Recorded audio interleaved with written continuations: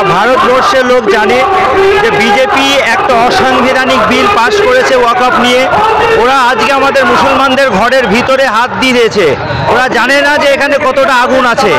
আজকে সারা পাকসা কাছের মুসল্লিরা আজকে দেখিয়ে দিয়েছে এটা একটা ছোট্ট জমায়েত।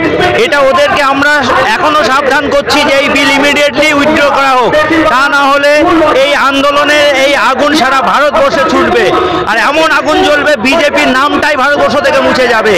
কারণ আমরা প্রত্যেকটা ধর্মকে শ্রদ্ধা করি, আমরা প্রত্যেকটা ধর্মের প্রতি শ্রদ্ধাশীল। আমাদের দেশ ভারতবর্ষ, কিন্তু আমরা এই অসাংবিধানিক বিল মানছি না।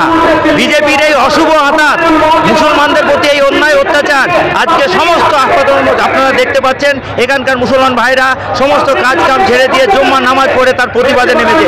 আমরা শান্তিপূর্ণভাবে প্রতিবাদ করছি। এই শান্তিপূর্ণ প্রতিবাদের ফলে যদি বিলটা উইথড্র করে নিল তো খুব ভালো কথা। নইলে আমরা আজকে একটা মেসেজ দিতে চাইছি যে আপনারা এই বিল ইমিডিয়েটলি উইথড্র করুন, তা না হলে এই ভারতবর্ষের সমস্ত মুসলমান কালকে পার্লামেন্ট ঘেরাও করবে। আর পার্লামেন্টে যদি পৌঁছে যায় বিজেপিদেরকে সমুদ্রে ছুঁড়ে ফেলে দেবো, এই পার্টির নিষ্পত্তি আমরা শেষ করে দেবো। তাই আমরা বলছি এই বিল আমরা মানছি না। আজকে দেখেছেন এক নিবেশে আমরা এই বিলকে প্রত্যাখ্যান করছি।